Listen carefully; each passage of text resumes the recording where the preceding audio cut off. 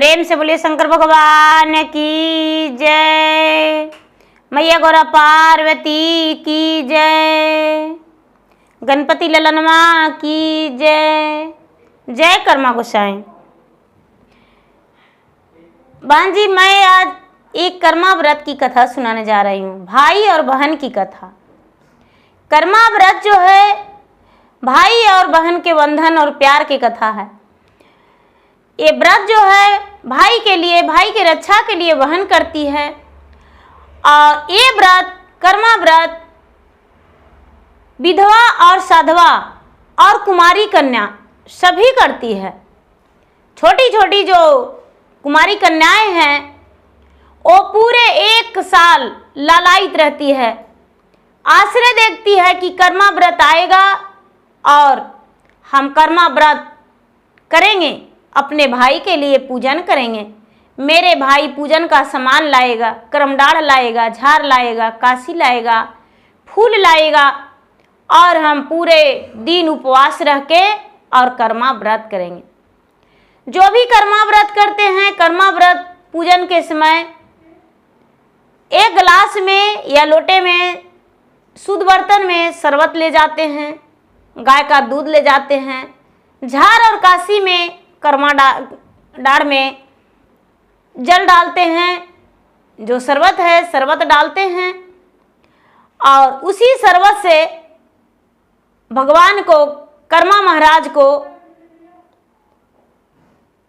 देकर कहते हैं कि हे कर्मा महाराज, मेरे भाई को रक्षा करना, मेरे भाई को सदा खुशी रखना, मेरे भाई का जीवन में कोई प्रकार का कोई दुख नहीं आवे।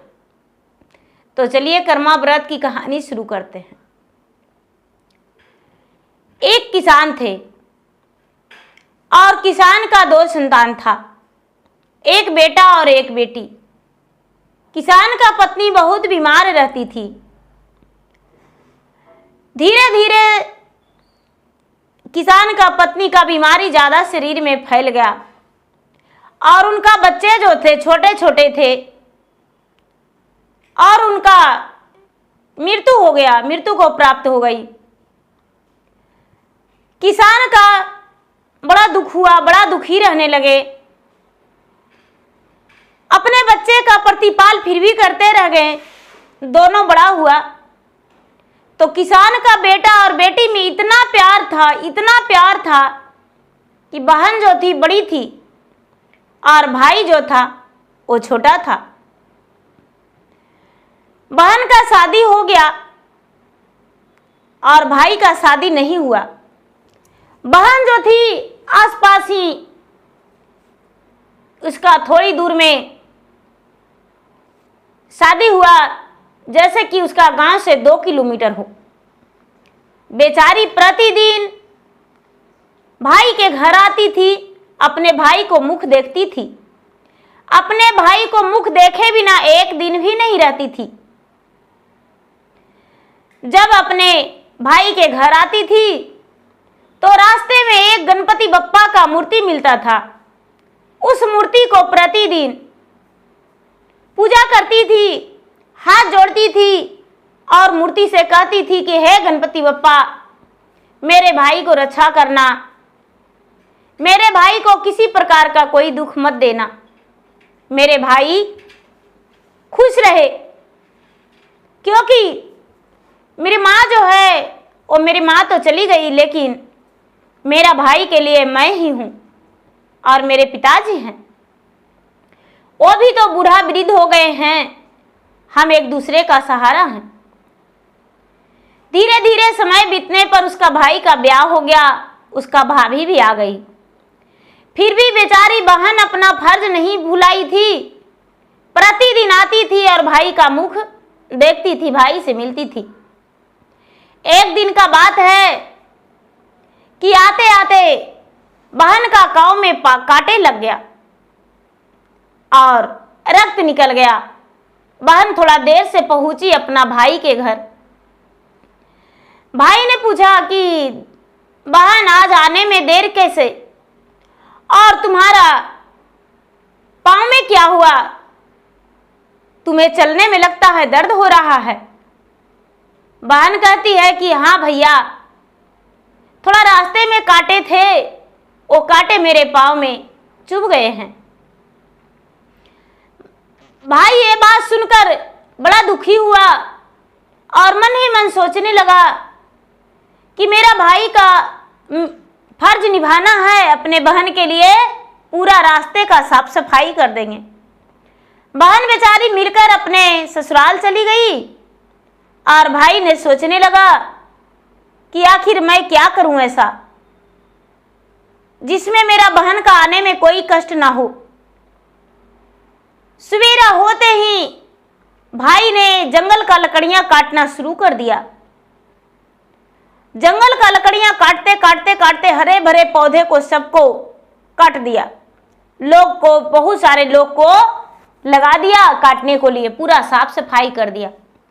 रास्ते में जिस गणपति बप्पा को, मूर्ति को बहन पूजा करती थी, उसे भी लोग फेंक दिए। भाई जो था, भाई घर आया, बहन आई, आकर मिलके चली गई। भाई जंगल का लकड़ी कटा हुआ है, आखिर क्या बात है। भाई जो था आकर मिलकर चली गई बहन, और रात्रि में भाई सोया। सवेरा हुआ तो सवेरा भाई जागा नहीं। सवेरा के समय में भाई नहीं जागा। सारी लोग, इसका जो भाभी थी बेचारी चीखने चिल्लाने लगी, रोने लगी। सारी लोग जुटे गांव का और कहने लगे कि अरे किसान कितने दुख से पाले थे और उनका बेटा का आज मृत्यु हो गया। चलो ले चलो, ये तो माया का बाजार है, इसका तो मृत्यु हो गया है और घर में रखने से क्या फायदा। भाई का जो पत्नी थी बेचारी पीट पीट के रोने लगी, अपने पति में लिपट गई। लिपट के कहती है कि देखिए, जो मेरा पति है इनको अभी कोई मत ले जाइए, क्योंकि मेरा जो ननद है वो प्रतिदिन अपने भाई को मुख देखकर ही खाना खाते हैं। यदि वो मुख नहीं देखेंगे अपने भाई को तो प्राण त्याग देंगे। मेरा ननद को आने का इंतजार आप लोग कर लीजिए। सारे लोग उसके दरवाजा पे बैठ गए। बेचारी भाभी गिर पटक रही थी, रो रही थी, तड़प रही थी। बहन जो थी, बहन घर से निकली तो देखती है कि अरे आज कौन ऐसा व्यक्ति है जो पूरा झाड़ जंगल के सब पेड़ पौधे को काट दिया है। क्या बात है, आज क्या कारण है। आगे चली तो देखती है कि जिस गणपति बप्पा को पूजा करती थी वो गणपति का मूर्ति भी नहीं है। बड़ा दुखी हुई और मूर्ति को खोजने लगी। खोजते खोजते खोजते खोजते खोजते देखती है कि बहुत दूर में गणपति बप्पा का मूर्ति फेंका हुआ है। बहन जो थी बेचारी गणपति बप्पा को, मूर्ति को खोजी और खोजकर बड़े प्रेम से स्थापना करके गणपति बप्पा से कहती है कि हे गणपति बप्पा, क्षमा कीजिए, मैं आपको प्रतिदिन पूजा करती हूं, आज भी आपको मैं पूजा कर रही हूं। कोई भी ऐसा अनजाने से किया होगा, कोई जानबूझकर नहीं किया होगा। सारी पक्षियां जो थे पूरा कुहक रहे थे और गुस्से में आशीर्वाद नहीं, वो श्राप दे रहे थे कि हाय रे, मेरा घोंसला था पौधे पर, कैसा निसहाय व्यक्ति आया और वृक्ष को काट डाला। मैं कहां जाऊं, मेरा बच्चा जो था घोंसले में था, मेरा अंडा फूट गया, मेरा बच्चा मर गया, हम तो अनाथ हो गए, बेघर हो गए। पक्षियां जो थी कुहक रही थी, पशु जो थे तड़प रहे थे। चारों तरफ जंगल में वही आवाज आ रहा था उस रास्ते में कि यहाँ के वृक्ष था जो सब कट गया। ये बहन जो थी, बहन भी बेचारी अनजाने में अपने भाई को बदबुआ ही दे डाली कि हे भगवान, हरे भरे वृक्ष को कौन ऐसा पापी काट डाला, उसको सजा देना। लेकिन गणपति बप्पा को पूजा करके आगे रास्ते में चलने लगी। चलते चलते चलते चलते चलते जब अपना घर पहुंची है तो देखती है कि उसका दरवाजे पे तो बहुत भीड़ लगा हुआ है। इतना भीड़ लगा हुआ है, इतना भीड़ लगा हुआ है कि बेचारी हक्के बक्के में रह गई कि अरे मेरा द्वार पे शोर शराबा कैसा है, भीड़ कैसा है, और दौड़ती हुई जाने लगी। भाई क्या बात है जो मेरा दरवाजे पे इतना भीड़ है, क्या कारण है? लोग कहने लगे कि अरे तुम नहीं जानती हो, तुम्हारा भाई तो रात्रि में ही मृत को प्राप्त हो गया। बोली कि अरे ऐसे कैसे हो सकता है, मैं भाई के लिए तो सारी व्रत किया हूं, नहीं ऐसा नहीं हो सकता है, मेरा भाई को कुछ नहीं होगा। और जाको भाई को जो गणपति बप्पा के रास्ते में पूजा करती थी और प्रसादी उठाती थी, वही प्रसादी मुख में डाल के कहती है कि हे गणपति बप्पा, आप तो सबको भाई हैं, आप मुझे बिना भाई को कैसे कर सकते हैं? यदि सचमुच में आप सबको भाई होंगे और आप रक्षा करते होंगे तो मेरे भाई का जीवित कर दीजिए, मेरे भाई का प्राण को लौटा दीजिए। मैं बिना भाई को नहीं रह सकते हैं, अपना प्राण को त्याग देंगे। आज तो सभी बहनें अपने भाई की रक्षा के लिए भगवान से कामना करती है। आज कर्मा एकादशी है, भादवा मास में कर्मा एकादशी है, शुक्ल पक्ष एकादशी के दिन सभी बहनें अपने भाई की रक्षा के लिए व्रत करती है, पूजन करती है। याद यदि एक भाई का मृत्यु हो जाएगा तो कोई बहन भी अपने भाई के लिए व्रत नहीं करेगी, आपका याद नहीं करेगा। ऐसा करके भगवान से विनती करने लगी, भगवान को ध्यान करने लगी, भगवान को नमन करने लगी। भाई ने आंखें खोल दिया और आंखें खोलकर और उठकर बैठ के कहता है, अरे हम तो गहरे नींद में सोए हुए थे, मुझे क्यों जगा दिया? मैं तो कितना अच्छा से सोया था, आखिर मुझे जगाने से आप लोगों को क्या मिला? सारी लोग कहने लगे, अरे आज तुम्हारा बहन का कृपा है जो तेरा प्राण बच गया है, तुम्हारा जो बहन है इसी ने तुम्हारा प्राण को बचाई है। मेरा प्राण? बहन बोली, भैया आपने बहुत बड़ा पाप किया है, हरे भरे पौधों को कटवा दिया, चिड़िए जो है कुहक रहे हैं, पंछी तड़प, पशु जो है तड़प रहे हैं भैया, और उसी का श्राप से आज दशा हुआ। भैया आज से हरे वृक्ष को मत काटना भैया, सावन और भादो मास में कोई वृक्ष नहीं काटी जाती है, हरे भरे रहते हैं, अपने बच्चे के साथ रहते हैं भैया।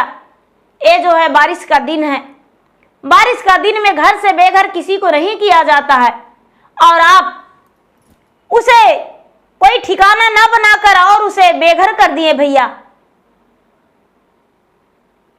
बहन ने जिंदा हो गया, अब भाई ने जिंदा हो गया।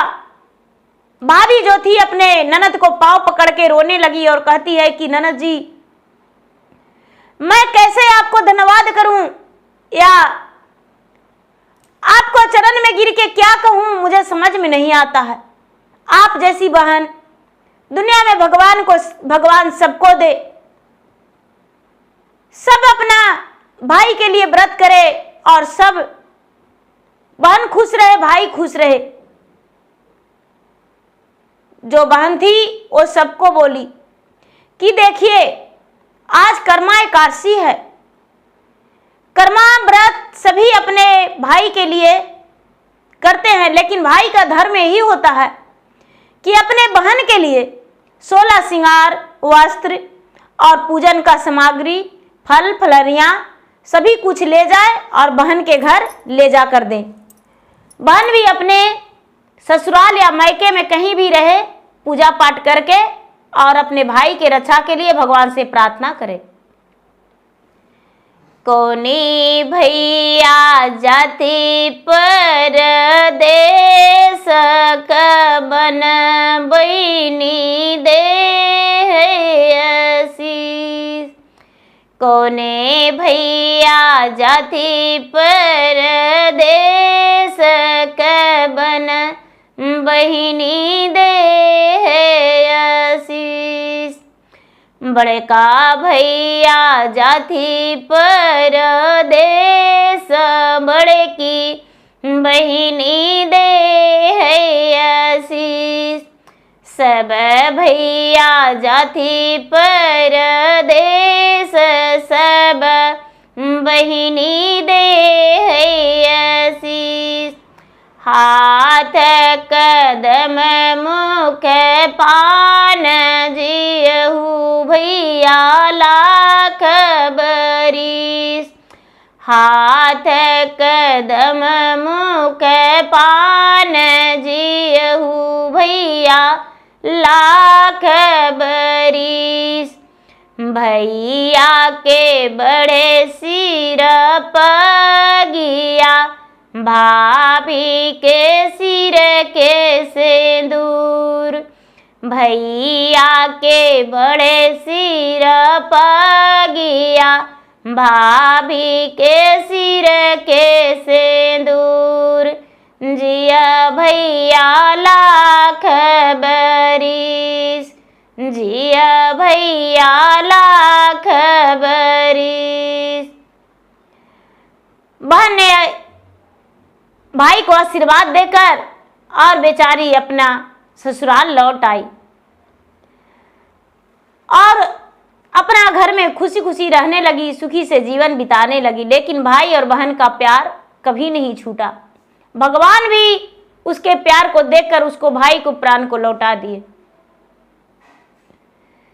तो प्रेम से बोलिए कर्मा गोसाई की जय।